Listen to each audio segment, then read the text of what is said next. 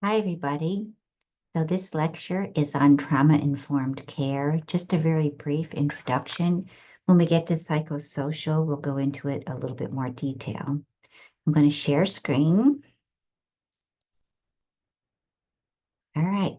So this is definitely geared towards pediatrics. Of course, trauma-informed care is important for all patients we see.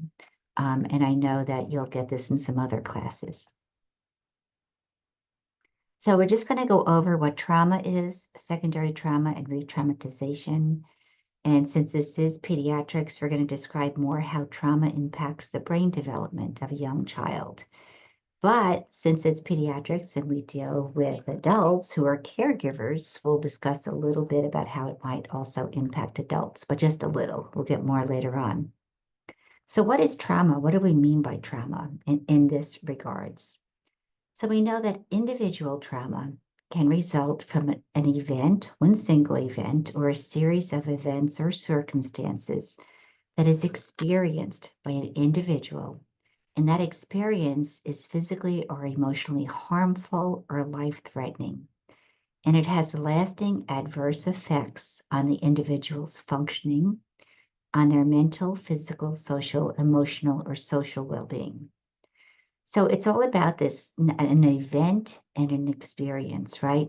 We can all undergo the same events, but our experience, our reaction to them is going to be different. No two people are going to experience an event in the same way. So what is traumatic for one person may not be traumatic for another person. Trauma is experienced by the individual. So that's just really important. And we all have been exposed to trauma in our lives. Again, it's an event that is associated with it, an experience. And as a result, there is an effect. And the effect can be nothing or it can be adverse. And that's really what we're going for here. So no two people who maybe experienced severe poverty in their lifetime are going to respond the same way. For some, it is going to be a much more adverse effect with long-lasting consequences. So this all came about as a result of adverse childhood experiences study. And what's interesting, this study came out of actually weight loss studies where they found that some individuals were able to lose weight, but not keep it off. And they kind of looked at why can some people not keep the weight off? And they found that some of it was related to early childhood trauma. And this resulted in this whole adverse childhood experiences study, or ACEs. ACEs are potentially traumatic events that occur during childhood. And these can include the different categories that we see over in the far left-hand side, such as abuse, whether physical, emotional, or sexual, neglect, physical or emotional, and household dysfunction, things like having an incarcerated parent, substance abuse, divorce, that kind of stuff. But that was all part of the original ACEs study. They have since added other things that we are aware of now as being traumatic to children. Things such as neighborhood violence, medical trauma, medical procedures that are painful, threatening, scary, exposure to repeated medical procedures, foster care, racism, community violence, poverty, and bullying. So we now are aware that all these other things can have potentially negative effects on our kids. So what is secondary traumatic stress? And I talk about this in this class because you guys may be working with some kids in ICE that have had traumatic backgrounds. And as a result, you may experience some secondary traumatic stress. Secondary traumatic stress is the emotional distress that results when we hear about the trauma experiences of another. We may not simply hear about it, we may kind of relive it and experience it ourselves. And, sometimes as a result, we may want to distance ourselves from the kid or the family, or we may get so involved that we begin to feel some of the consequences of stress ourselves. It can be acute or chronic, and 50% of healthcare professionals are at risk. You guys are at risk simply because you're new to the profession. People with less than 5 years of experience are at more risk for secondary traumatic stress. We will visit this a lot in psychosocial. I just want you to be aware that if you're having any feelings where you're feeling very sad about some of the kids that you're treating, or you can't stop thinking about their circumstances, their family situation, their life situation, I want you to come talk to me, and I'll give you some tips on how to deal with it. So we know that trauma can actually derail healthy development. It can have damaging effects on learning, behavior, and health across the lifespan. And this can begin as early as in utero. So here we just have from conception on through death. So these early adverse experiences can result in disruptive neurodevelopment, disruptive social, emotional, and cognitive development, the adoption of risky health behaviors, the development of disease, social problems, and even early death. So in utero, we know that trauma can occur from a malnourished mother. Just not having enough nutrients can be a source of trauma to the embryo. Maternal stress, all those stress hormones circulating in the mom can certainly affect the baby. Ingestion by the mom of things that are harmful to the baby, such as alcohol, cigarettes, drugs, excessive caffeine. Exposure to viruses, bacteria can be stressful to the baby. Of course, domestic violence and acute trauma and poor maternal health. At birth, we know that the maternal health status, such as depression, anxiety, bipolar manic disorder, poor physical health can be stressful. Difficulty exiting the birth canal, whether a partial breach, full breach, cord wrapped around the neck, stressful, prolonged birth, and then meconium aspiration. So meconium is essentially the poop that the baby makes. If the baby poops successfully before being born, they may actually ingest and aspirate on some of it. So in infancy and early childhood, this is a period of rapid brain development. And we know that too many stress responses can result in neurochemical changes throughout the body. Of particular concern are the sympathetic adrenomedullary system and the hypothalamic pituitary adrenocortical system, the HPA and SAM. These systems are intimately tied with the stress response.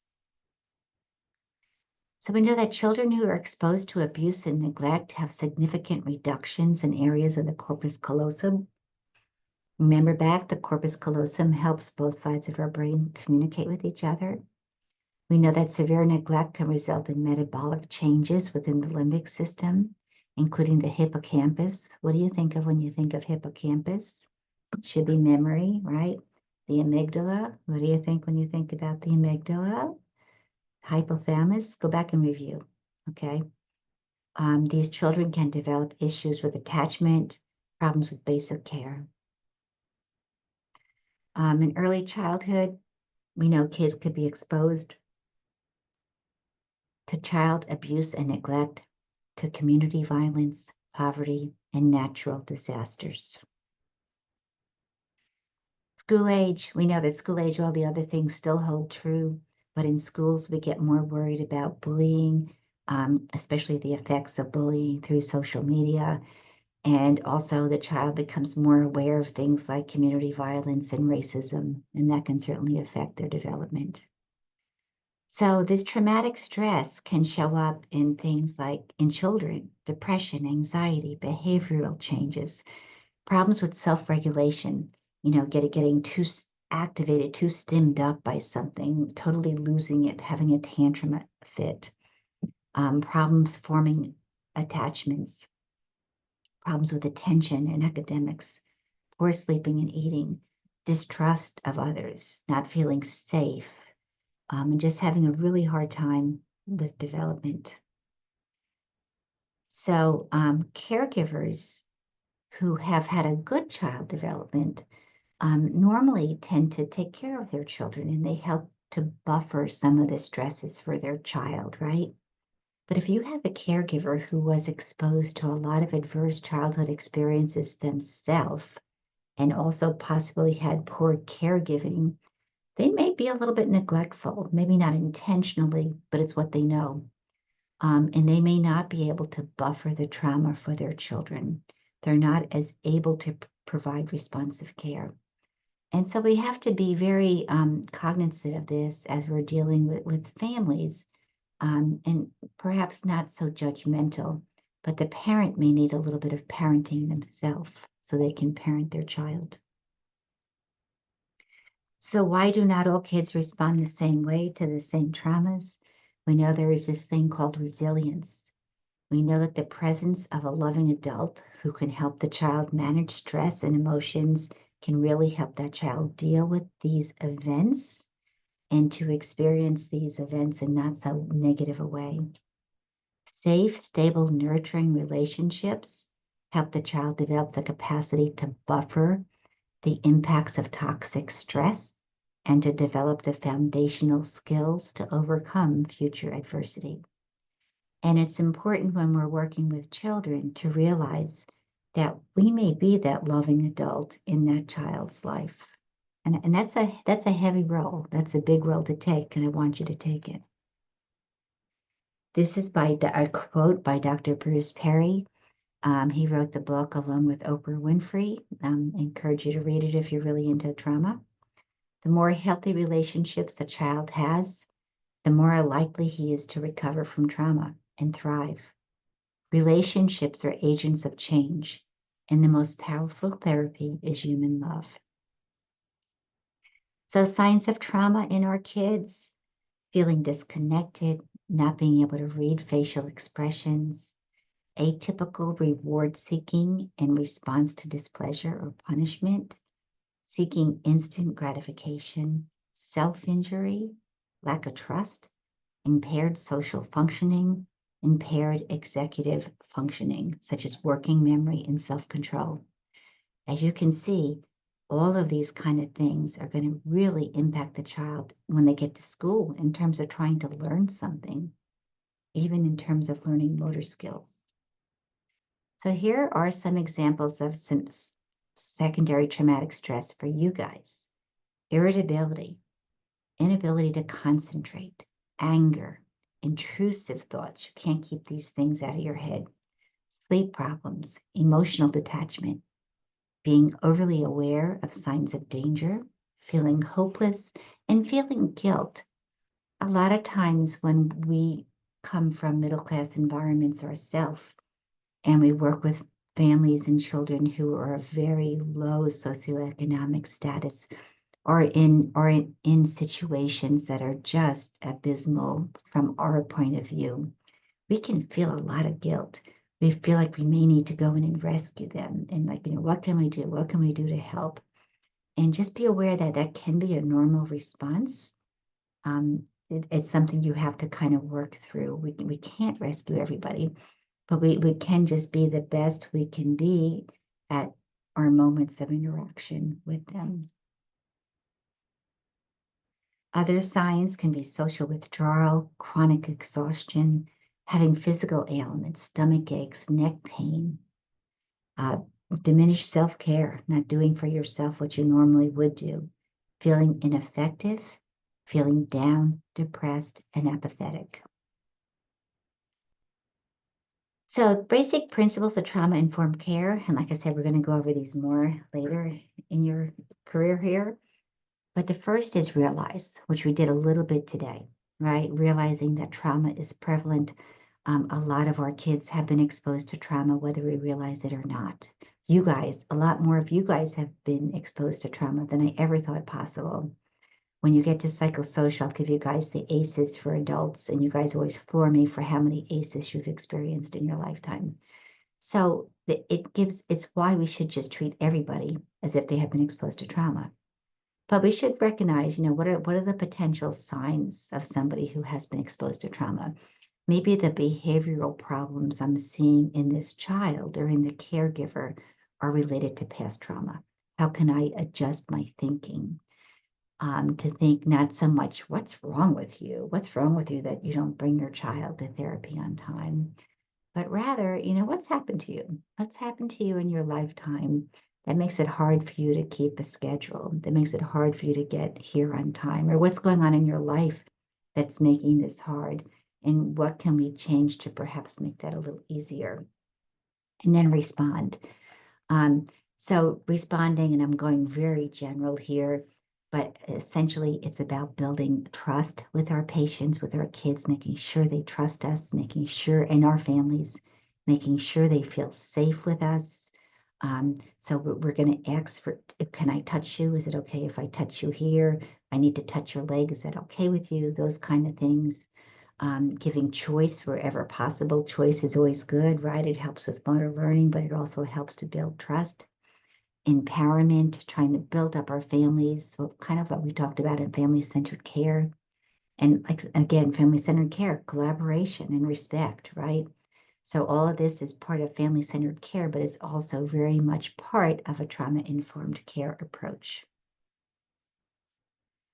So other things that help, predicted if we make sure that our kids' physiological needs are met, making sure they're not hungry, they're not sleepy.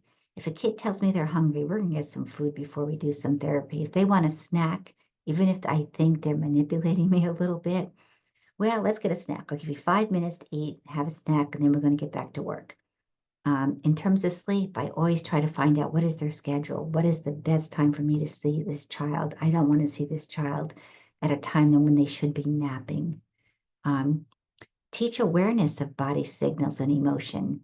I know we have some kids coming to ICE that have some problems with this. And I encourage you to, on your own, you can look up some like emotional facial rating scales that we can give our children. How do you feel right now? And help them identify if they're angry, if they're happy, if they're sad. That's one way to kind of learn how to read your body, but also, I even try to teach body awareness with my kids. Like if you're doing long sitting and maybe a hamstring stretch, where do you feel that?